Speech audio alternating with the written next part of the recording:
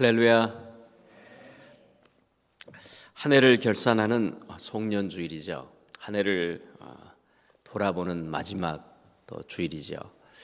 이렇게 한 해를 마감하는 이런 한 주간이 있다는 것은 그만큼 또 새로운 새해를 출발할 수 있는 소망을 주시는 하나님의 계획이라고 생각하면 이런 시간도 또 감사할 수 있는 것 같습니다. 한 해를 돌아보는 송년주일에 지난 1년을 돌아보면 정말 이 다사다난이란 말이 딱 맞는, 올해처럼 맞는 때가 어디 있을까 이런 생각을 해보게 됩니다. 다사다난한 한 해를 어떻게 표현해 볼 수 있을까? 주보에 그래서 제가 몇 장의 사진들을 올려보았습니다. 그 이면에 보시면 소나무 사진들이 있죠.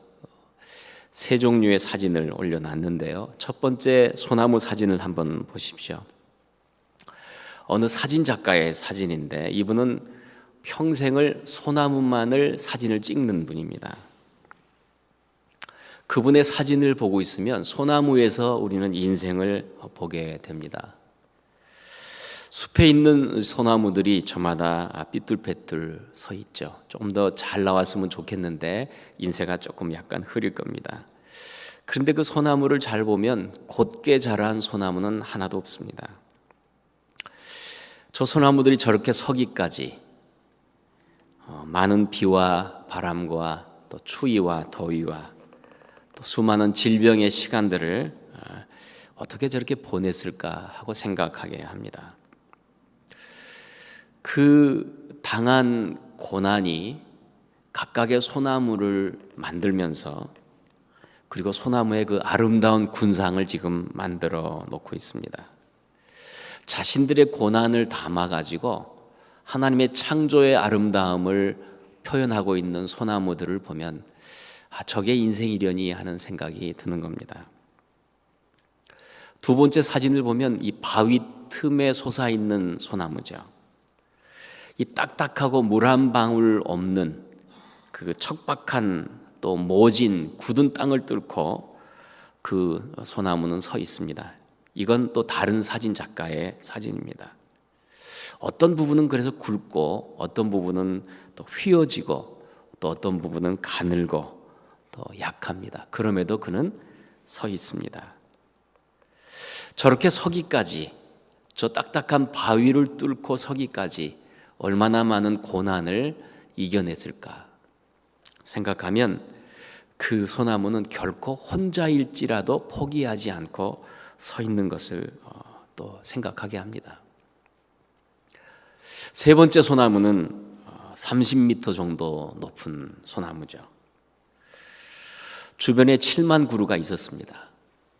그런데 쓰나미가 왔습니다. 그리고 7만 그루가 다 쓰러졌습니다. 그리고 유난히 남은 소나무 한 그루가 바로 그 소나무입니다. 일본 사람들은 이 나무에 이름을 붙였습니다. 희망의 소나무. 다 쓰러졌지만 홀로 서서 희망을 전하는 소나무. 그래서 이 소나무는 희망의 전도사가 되어서 오늘도 서 있습니다. 이런 나무들 뿐이 아니겠죠. 모든 나무들마다 서 있는 자리에서 모진 풍상을 겪고 그들은 자신의 서 있는 자리에서 그러나 우뚝 하늘을 향해서 오늘도 서가고 있습니다. 때로는 삐뚤어져 있고 때로는 휘어지고 때로는 넘어져 간다 할지라도 거기서 주저하지 않고 또다시 하늘을 향해서 올라가 솟고 있습니다. 그런데 나무는요, 나무의 겉모습만 그런 게 아니에요. 나무의 속을 보면 그 자신들이 어떤 고난을 당했는지 어떤 풍상을 이겨냈는지 나무들마다 나이테를 보면 학자들은 알 수 있다 그래요. 어느 해는 얼마나 많은 기근이 있었는지, 어느 해는 어떤 홍수가 지나갔는지, 어느 해는 그 나무에 벼락이 떨어졌는지, 이 나무 태를 보면 그 나무가 지난 세월의 성상을 그대로 표현한다 그래요. 그들이 얼마나 무더움 가운데서, 얼마나 끈질기게, 얼마나 추위 가운데서 살아왔는지 나무들이 보여진다고 하는 거죠. 이 각각의 소나무들, 나무들이 저렇게 서 있는 이유가 뭘까? 그럼에도 저렇게 하늘을 향하여 서가는 이유가 뭘까? 이것을 성경과 연결해서 한번 묵상을 해보면 로마서 8장에 이런 말씀이 있습니다.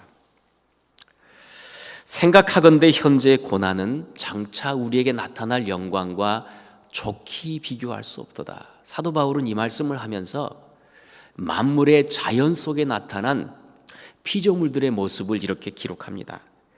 피조물이 고대하는 바는 하나님의 아들들이 나타나는 것이니 피조물이 다 이제까지 함께 탄식하며 함께 고통을 겪고 있는 것을 우리가 아느니라. 이 피조물이라는 단어 속에 만물의 대자연 속에 나타난 창조의 작품들, 이 소나무들까지도 그 속에 있는 것을 우리는 아는 것입니다.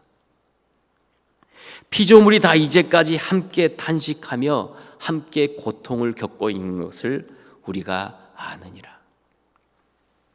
우리가 소망으로 구원을 얻었음에 보이는 소망이 아니니 보는 것을 누가 바라리요. 만일 우리가 보지 못하는 것을 바라면 참음으로 기다릴지니라. 한 해 한 해를 서 있는 나무를 보아도 우리는 이 숙연한 마음이 듭니다.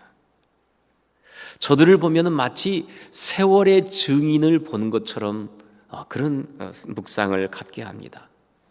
소나무의 그 휘어진 그러나 하늘을 향하여 서 있는 모습을 보면서 그 연약해진 가지 여러 가지 모습을 보면서 나도 서 있는데 너도 서 있어야 하지 않겠느냐는 그런 하나님의 일반 은총을 전하는 증인처럼 소나무들은 우리에게 메시지를 전해주고 있다는 생각을 하게 됩니다. 2013년도 다사다난한 한 해를 보내면서 저는 소나무들을 생각하고 소나무 속에 감추어진 하나님의 일반 은총을 묵상하게 되고 로마서 8장에 나타난 피조물들의 그 외침, 하나님의 나라가 이 땅에 오기까지의 저들의 고통, 첫 인류의 이 죄로 인하여 모든 만물이 저주를 받고 그들이 저주 가운데 살면서 하나님의 온전한 나라가 회복되기까지 기다리고 있는 저들의 소리 없는 외침이 오늘도 우리 가운데 들려지고 있다는 것을 아는 것입니다. 한 해 동안 지나오면서 우리는 기쁜 날도 많았고요, 또 슬픈 날도 많았습니다. 특별히 어렵고 힘들었던 시간들을 돌아보면 사랑하는 이들을 천국으로 보내는 그런 아픔의 시간들도 있었습니다. 여러분, 지난번에 한국에서 자녀들과 함께 비전 트립을 왔던, 그래서 우리 교회에 말씀을 전했던 이승선 목사님, 그분은 1월 첫 번째 주일날 어머님이 교회를 가려고 일어서서 나오시다가 방 안에서 쓰러지셔서 골절상을 당했습니다. 그리고 수술을 받던 중에 바로 천국으로 가셨습니다. 1월 첫째 주일 예배를 가기 위해서 일어서서다가 그리고 바로 천국으로 가는, 경황 없이 보내는 그런 일들이 첫째 주부터 일어났고, 우리는 지난 12월까지 우리 사랑하는 윤 권사님, 또 사랑하는 부모님들을 다 이렇게 보내면서 우리는 그런 어려움들도 또 우리는 함께 겪었습니다. 지난 한 주 동안 우리 모든 교인들이 다 이렇게 그 몸살, 또 감기, 또 인후염 다들 겪는 것 같아요. 그래서 저도 지킴 선교 대회를 가가지고 인후염으로 꼬박 앓으면서 강의하는 시간 외에는 거의 그냥 이렇게 쓰러져 있을 만큼 그런 한 주간을 보내면서 어제 한국에서 연락이 왔는데 고등학교 단짝이었던 가장 친한 친구가 죽었다는 소식을 어제 또 들었습니다. 새해 첫 주부터 연말 마지막 시간까지 이렇게 가장 가깝고 사랑하는 이들을 보내는 그런 시간들이 1년 동안 우리 가운데 있는 것이죠. 참 어려운 한 해를 보내는구나 하면서도 동일하게 천국은 얼마나 우리 가운데 가까운 것인가, 천국이야말로 얼마나 우리에게 소망스러운 것인가, 이런 생각을 하게 되는 겁니다. 또 물론 우리에게 기쁜 일들도 많았습니다. 예배당을 찾고 예배당 안에서 우리가 예배를 드리고 또 새벽 기도와 여러 가지 첫 번째 전도 행사를 통하여 우리 안에서 이 부흥의 소망도 가졌고 또 하나님과 함께 하시는 어떤 위로와 돕는 손길들도 받았습니다. 돕는 천사들을 통하여 여러 가지 재정적인 이런 기쁨과 격려도 받았고, 또 돕는 사역자들을 통하여 함께 세워가는 이런 아름다운 시간들도 있었습니다. 그럼에도 불구하고 가장 아름답고 선한 소식은 지금 여기 우리가 함께 있다는 소식입니다.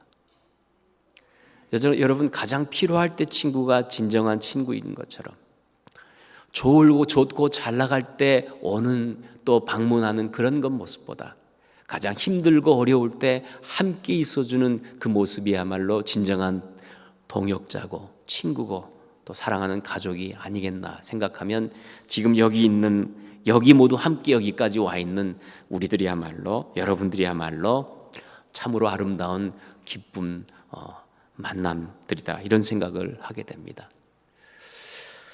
쉬운 길은 아니었고 희생도 물론 많았습니다. 그러나 개척의 첫 번째 해는 은혜 위에 은혜였다고 고백을 합니다. 그런 면에서 2013년은 우리가 돌아보면 결코 잊을 수 없는 한 해인 것 같습니다.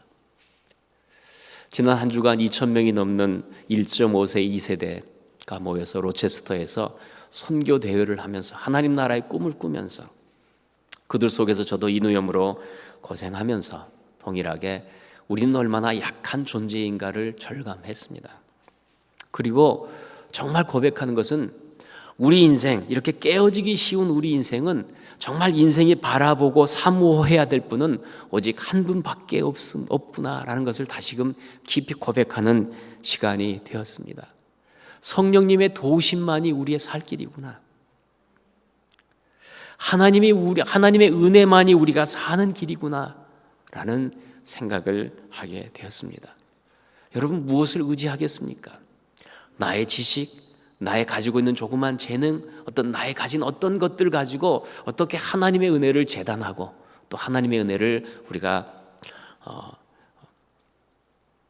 사모하지 않을 수 있겠습니까?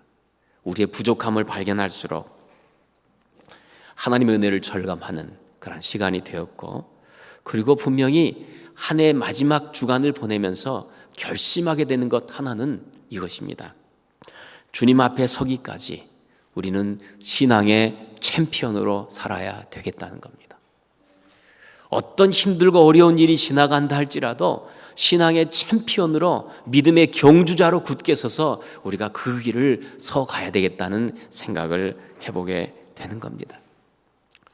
본문은 바울은 자신의 인생이 마지막인 것처럼 여겨지는 감옥에서 1차 선교, 2차 선교, 3차 선교 여행을 마치고 이제 감옥에 갇혀서 그는 이것이 마지막일까 생각하는 그런 위태로운 절망의 시간에 그는 자기 마음속에 무엇이 담겨있나를 생각하면서 그는 말씀을 우리 가운데 전하고 있습니다.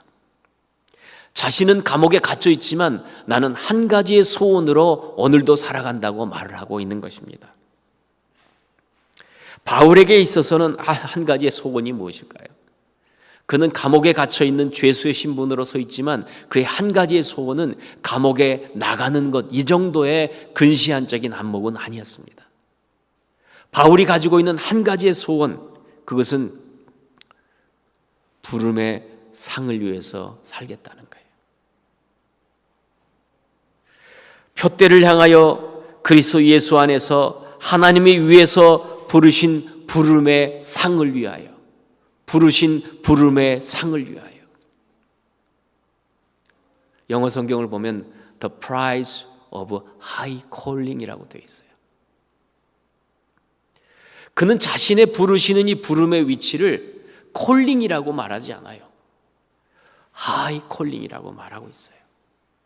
자기가 갇혀있는 이 감옥 속에 앉아있는 이 자리가 감옥 바깥에서 로마 교회에서 자기를 향하여 끊임없이 던지는 정말 사도가 맞는 거야? 저 사람이 사도일까야? 라고 묻는 물음에서부터 자기가 개척했던 저 고린도 교회에서 들려오는 수많은 소리들, 그는 사람들 앞에 서면 너무 연약하고 그래서만 힘이 있는 그는 그런 사람이야 라는 수많은 그런 어떤 물음으로부터 위로의 메시지보다는 수많은 비난과 조롱과 쾌천의 목소리를 들으면서도 그는 삶의 실존 앞에 그가 가지고 있는, 딱 붙잡고 있는 한 가지의 소원은 The prize of high calling, 이 부름의 상. 나에게서 한 가지의 소원은 하이 콜링이라고 말하는 거예요. 부름. 여러분, 하나님이 왜 우리를 향하여 부르신 부름은 무엇일까요? 콜링, 즉 소명이라고 하는 이것은 우리가 구원을 받는 과정 중에 나타나는 성령님의 전적인 은혜입니다. 우리를 거듭나게 하시는 성령님의 은혜입니다. 우리를 부르시고 중생하게 하시고 거듭나게 하시고 불러주시는 이 구원의 메시지는 우리를 분명 하나님께서 우리를 긍휼히 여기시는 하나님의 구원의 은총입니다. 그런데 사도 바울은 거기에 더 나아가 하이 콜링, 위에서 부르심, 나를 거듭나게 하시고 구원하실 뿐더러 나를 충성되이 여겨서 직분을 맡겨주신, 나의 자리를 갖게 해주시는 그 놀라운 그 부름의 그 부름을 생각하면서 그는 감옥 속에서 누구든지 인정을 받지 않는 그런 자리에서도, 곧 죽을지 모르는 외로운 자리에서도 그는 그 상을 바라보면서 주님이 이 자리를 맡겨주셨으니 나는 이 자리를 기쁨으로 가겠다는 그 소원만 가지고 지금 뛰어가고 있는 것입니다. 여러분, 연말을 맞으면서 지난 한 해를 돌아보면서 우리에게는 숱한 슬픔과 기쁨과 여러 가지 어떤 다사다난한 그런 시간들을 지나면서 내가 가지고 있는 이 마음 속에 한 가지의 소원이 무엇인가 한번 생각해 보아야 합니다. 내 마음 속에 있는 한 가지의 소원은 무엇인가? 우리의 육신이 약할수록 내가 가진 환경이나 여러 가지 면으로 무력하여 갈수록 우리는 우리 자신에 절망하여 갈수록, 그리고 하나님의 은혜와 긍휼만을 더 붙잡게 될수록 하나님 저를 도와주세요, 하나님 우리를 좀 붙잡아 주세요 라는 절규가 마음속에 신음으로 솟아날수록, 그럼에도 불구하고 내 마음에 가지고 있는 소원은 뭐냐 이거죠. 무엇을 위해 뛰어가고 무엇을 위해 뛰어왔는지를 한번 우리는 점검을 해보아야 한다는 겁니다.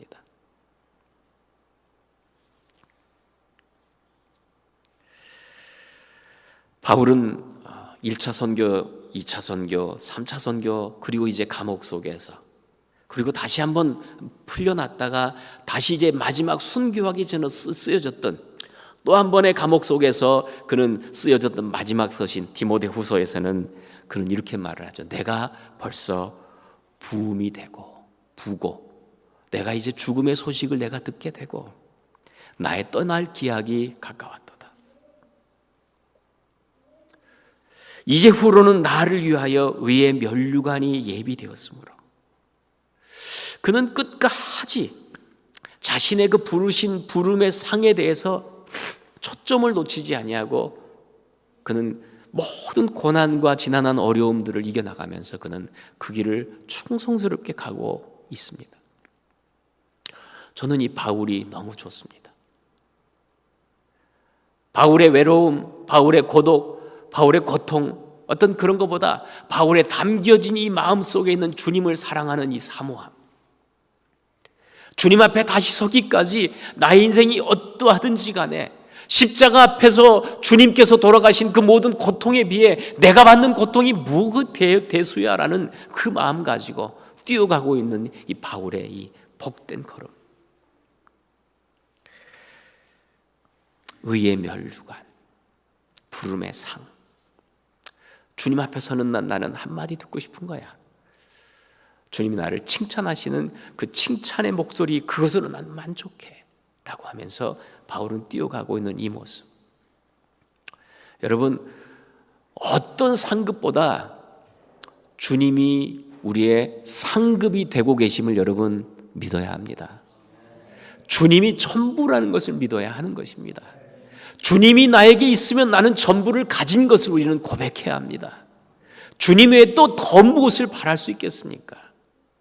나와 함께 주님이 계신다면, 주님이 나를 알아주신다면, 주님이 나와 동행하신다면 나는 주님께서 기꺼이 어떤 길로 인도하시든 나는 기꺼이 그 길을 기쁨으로 걸어가겠습니다.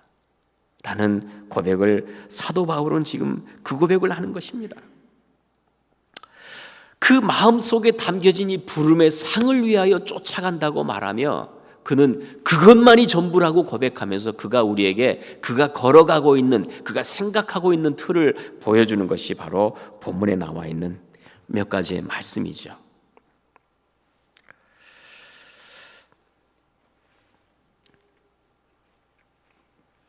내가 이미 얻었다 함도 아니고 온전히 이루었다 함도 아니다. 오직 내가 그리스도께 예수께 잡힌 바 된 그것을 잡으려고 쫓아가노라. 형제들아, 나는 아직 내가 잡은 줄로 여기지 아니하고 오직 한 일, 즉 뒤에 있는 것은 잊어버리고. 그는요, 이 하이 콜링의 위대한 부르심을 그는 이해하기 때문에 지금까지 걸어온 것을 내가 못했다고 말하지 않고 뒤에 있는 것은 잊어버릴 줄 아는 큰 믿음이 있었습니다. 뒤에 있는 것은 잊어버리고,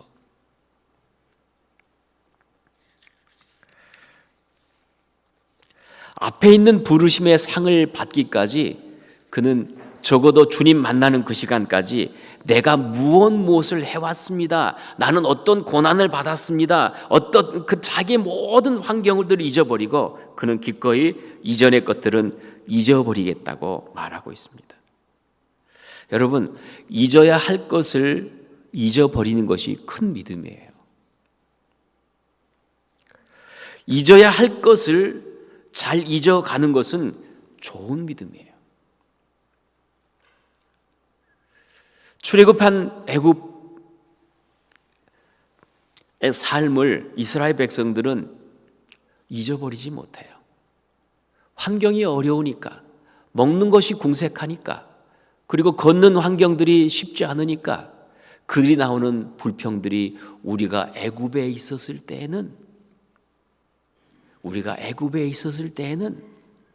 이런 것들 누리고 살았는데 라는 말을 하고 있어요. 잊어버려야 할 걸 잊지 못하고 잊지 않아야 될 걸 잊어버리고 있는 것, 이것은 좋은 믿음이 아닌 거예요. 사도 바울은 분명히 말합니다. 뒤에 있는 것은 잊어버리고. 여러분, 2013년에 일어난 우리 삶에 일어난 가난한 여러 가지 일들이 우리의 올무가 되지 않기를 바랍니다. 2013년에 일어난 또 그 전의 모든 일들이 이것이 내년도에도 이어지는 어떤 그것이 나를 메어놓는 줄이 되지 않기를 바랍니다. 믿음으로 잊어버려야 합니다. 믿음으로 떼어보내야 합니다. 그리고 새로운 출발을 준비해야 하는 것입니다. 애굽 사람들이 잊어버리지 못했을 때, 우리가 애굽에 있을 때라는 잊어버리지 못할 때는 그들의 말을 들어보면 미래가 없었어요.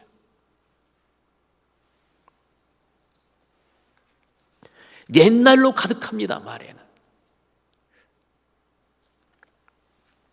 옛날에는 이렇게 살았는데,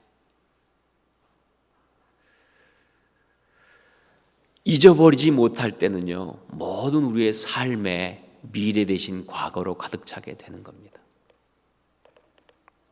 실상 돌아보면 그때는 노예 생활이었고 세상의 삶이었고 신분이 바뀌기 전에 삶이었고, 이제는 약속을 받고 그 다음 단계로 가나안 정복을 통하여 하나님의 나라가 그의 삶 가운데 풍성히 드러내는 일, 주님 만나기 전까지 그 일들을 감당해야 하는데 애굽에 있을 때는 하고 옛적에 빠져 사는 이스라엘 백성들에게는 은혜를 은혜로 모르는 거예요. 그래서 밤에 만나가 이슬과 함께 소리 없이 내리는 것을 아침에 보면서도, 새로운 아침을 맞으면서도, 밤새 세워주신 하나님의 은혜를 보면서도 그들은 그걸 은혜로 알지 못하는 거예요. 이것 만나 외에는 보이는 것이 없도다.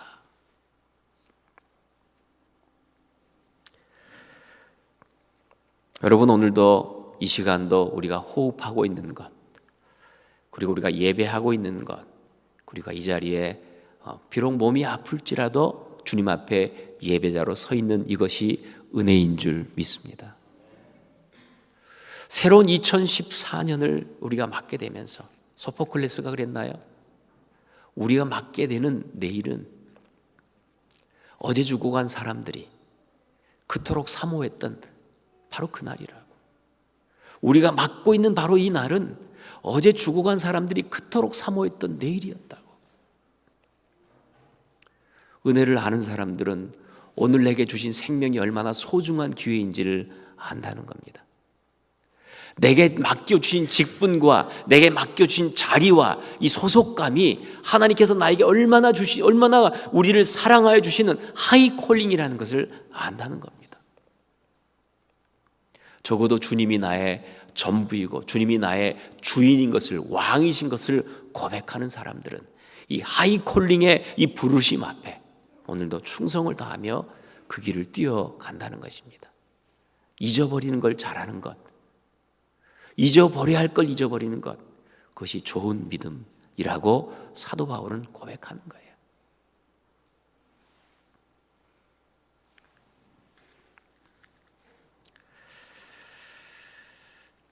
그리고 두 번째는 그는 뭐라고 말합니까? 앞에 있는 것을 잡으려고 푯대를 향하여 달려간다고 말하고 있습니다.